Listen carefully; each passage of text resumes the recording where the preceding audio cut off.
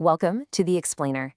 Today, we're tackling a huge foundational claim of Christianity, the idea that Jesus is divine. We're going to break down how the Bible itself is used to make this case, looking at the exact verses used to build the argument step by step. So, who did the biblical authors actually claim Jesus was? Now, we're not going to get all theological here. Think of us as explainers, breaking down how the source material builds its argument, almost like a legal case, piece by piece. We want to see the logic behind it. All right, let's dive in. Okay, so the first piece of the puzzle, the first category of evidence the source points to, is about as direct as you can get. We're talking about passages where Jesus is straight up called God, or where he accepts worship, something that in that culture was a huge deal, reserved only for God. Right, here's a classic example. The source highlights this famous moment with the Apostle Thomas. And what's key here is that after seeing the resurrected Jesus, Thomas blurts out, "My Lord and my God." It's not a question, it's a declaration. And crucially, Jesus doesn't say, "Whoa, hold on there." He accepts it. Now, this one is really interesting. The source points us to the book of Hebrews, where the writer is quoting an Old Testament psalm. But the argument is that this is actually God the Father speaking to Jesus, the Son, and calling him, "Oh God." It's a pretty bold claim, right? And it's not just the New Testament. The case also reaches back into the Old Testament prophecies. This one from Isaiah is a big one. Christian theology looks at this and says, see, the promised Messiah was always going to be more than just a man. He was going to be called Mighty God. So it's not just about titles. The argument is also about actions. What did Jesus do? The source points to moments like this one in Matthew, where his followers literally worship him. And again, he doesn't stop them. In a strictly monotheistic faith, allowing yourself to be worshipped is a massive statement. Okay, so we've seen the direct titles. Now let's go a level deeper. The next part of the argument isn't just about what he was called, but who he was in relation to God the Father. We're talking about claims of a shared divine nature. Yeah, so the source lays out all these statements that point to this really deep fundamental unity.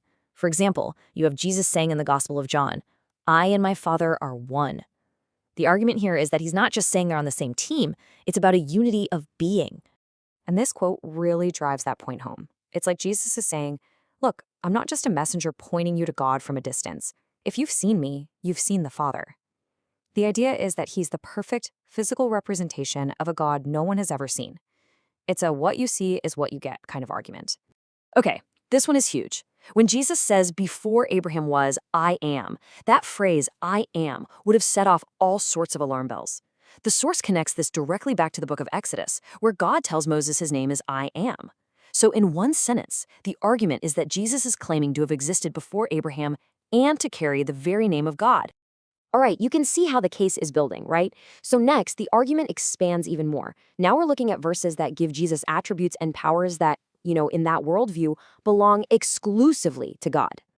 So the source points out a bunch of these: creator, the first and the last, the one holding the universe together. The logic is pretty straightforward. If he does the things that only God can do, well, then what does that make him? Let's look at a couple of powerful examples. This verse from Colossians is a real powerhouse for this argument. It's not just saying Jesus helped create things. It says all things were created by him and for him. That flips the script entirely. It positions him not as part of creation, but as the reason for creation. And then you get to the book of Revelation. Here, the source points out that the resurrected Jesus takes on this title, the first and the last. Now, that's a title God uses for himself in the Old Testament. And then he follows it up by saying he holds the keys to death itself. That's ultimate authority right there. Okay, so we've had titles, shared nature, and divine powers. The final piece of the puzzle, according to the source, are these big theological summary statements. These are the verses that try to wrap the whole idea up in a neat little bow. But first, before we get to the key verse here, let's just quickly talk about this word Godhead. It sounds kind of formal, but all it really means is the very nature or the essential being of God, the stuff that makes God, God. So when you see this verse, the point the source is making is absolutely critical. It's not saying a part of God or a little bit of God's nature is in Jesus.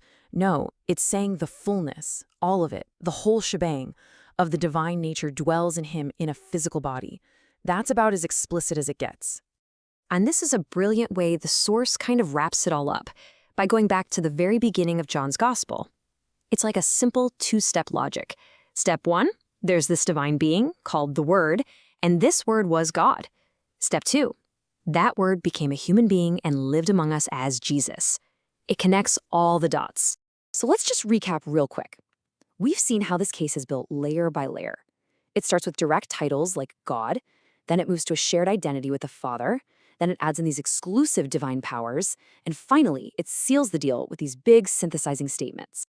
And you can see why this isn't just some minor theological squabble, right? This doctrine is an absolute cornerstone for billions of people. Understanding how these specific verses are woven together is pretty much essential if you want to understand one of the core beliefs of mainstream Christianity. So, we'll leave you with this massive question to chew on. How has this one idea, built on these very verses we've just looked at, completely shaped world history? I mean, think about it. This interpretation of ancient texts has influenced everything from art and philosophy to politics and even the calendar we use every single day. That's the incredible impact of a single foundational idea.